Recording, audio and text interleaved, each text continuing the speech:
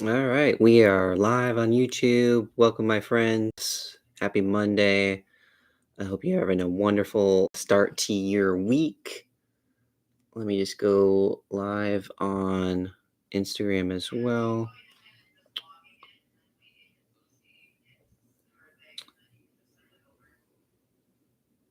All right, we're on Instagram. Welcome, my friends on Instagram. Hope you're having a great start to your week. Happy Monday.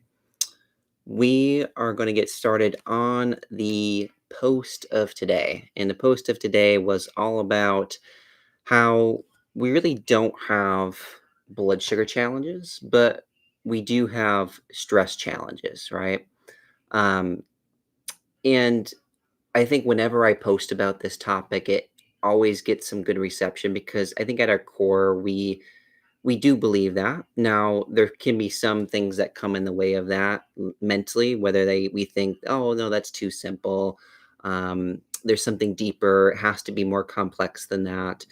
And we work with clients of a variety of different backgrounds and um, at the beginner side of things, intermediate, advanced, and I can tell you with every single client that comes to us, they have some sort of um, stress variable that is contributing really big to the reason why they're coming to us, right? And I think stress is something that we don't always quite understand fully, I think. I think a lot of times we think, "Oh, it's just demands or responsibilities that we have, and those are the stressors," right? And that's what we see, right? When we have a stressful day and we see our blood sugar respond in the way that we're struggling with. Maybe for you, it spikes. Maybe for you, it's crashes. Maybe it's a little bit of both. We do that thing, we have that stressor, and then we have that experience, right? It's only logical to think that, okay, my blood sugar was off because of that experience. Therefore, I should avoid that to the best of my ability, right?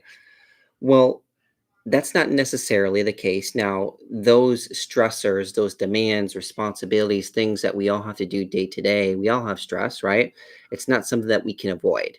Um, and so, where I look at it is those things can be exacerbators of things that we already have present, right? So, if we are not supporting our body ourselves in a way that we really need to be, we're automatically at a baseline level going to be more stressed.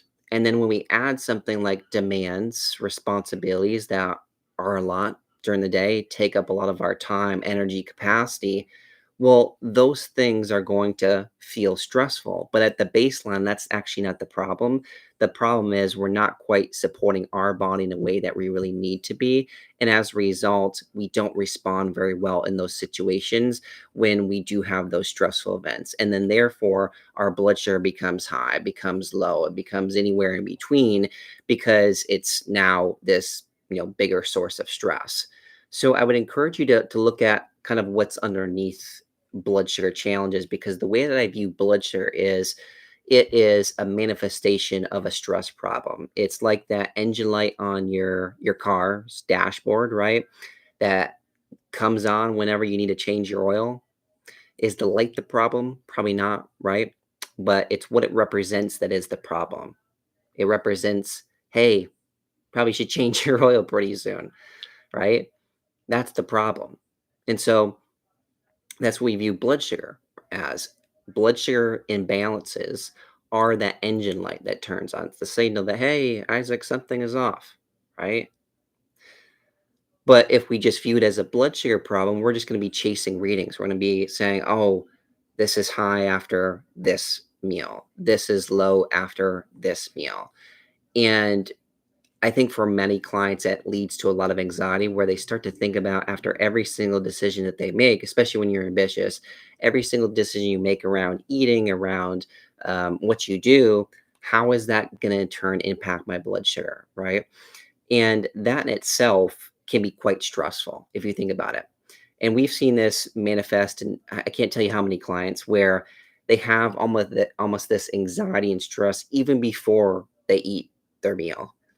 And they may very well be reactive to that meal, even if that wasn't happening. But At the baseline level, that's what they're doing. They're almost shooting themselves in the foot before we even get started, before we even eat. And it makes logical sense as to why they think that way, because we all want to prevent ourselves from having crashes or spikes. We all want to do that.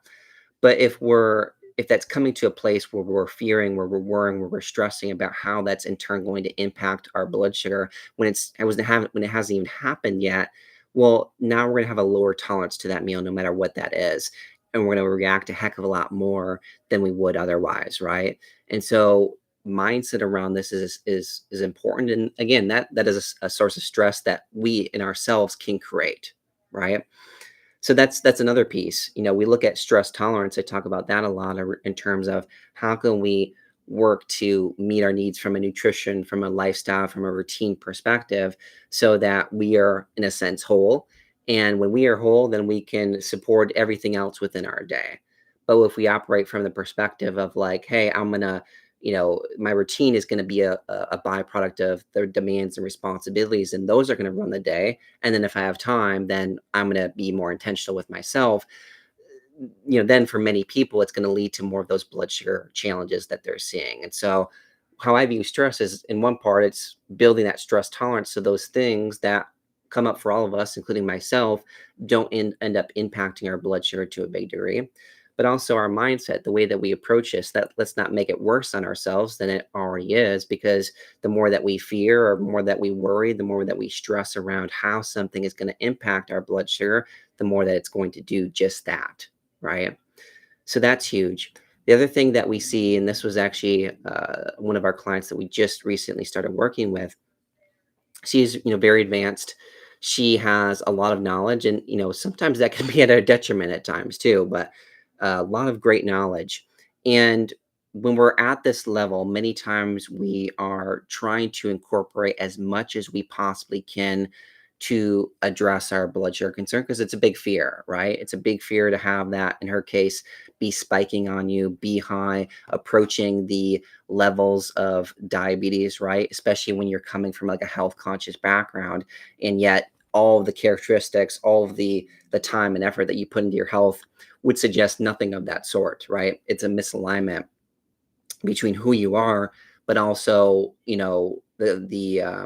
the results that you're getting, where you're having these higher blood sugars, but you're living as healthy as you possibly can.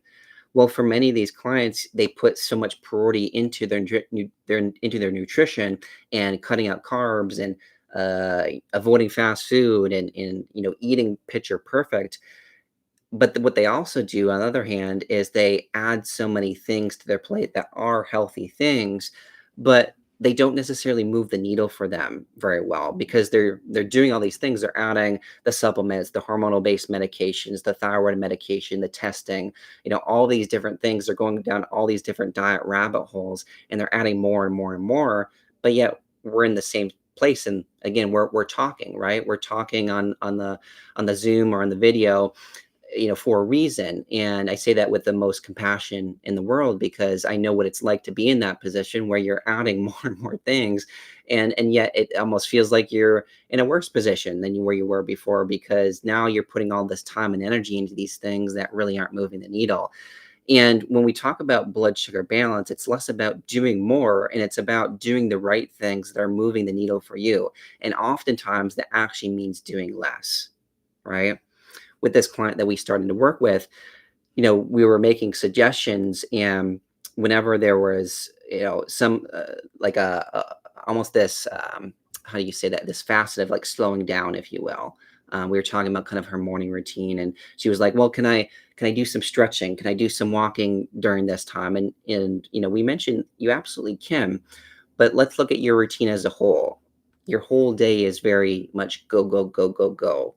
Always on your feet, always moving, not moving, not being stagnant for, less than, 30 minutes at a time, right? And that's only to eat meals. And when you're in that place, we have to recognize it's not always about doing more. In fact, for those types of individuals, how can we get them to slow down a little bit? Because it's going to feel uncomfortable. And, for a lot of our clients that are in that state that are very ambitious, it's almost some resistance that pops up a little bit where we sometimes resist what we need to hear and what we need to, consider.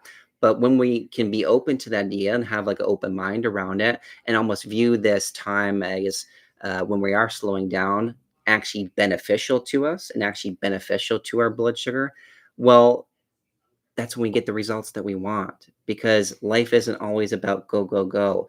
Certainly, it requires intention, right? Certainly requires some effort, but it shouldn't be doing all of these things all day long to support our blood sugar because blood sugar responds to one thing, and in particular, and it responds to a little bit more slowness, a little bit more, of meeting your needs, a little bit more of less of that go, go, go on all day long energy, right? So for our ambitious clients, which is a lot of them, that is a big thing. And we all do that in our own way. Not everybody is going to sit still in a chair and that's how they regulate and improve their stress response. But I hope that you get kind of the idea that I'm getting towards is like we all need some balance in our life. And just to kind of wrap things up, there was a doctor that we were talking to a few years ago. And I just think that this highlights the example that I'm speaking to where she was working crazy shifts.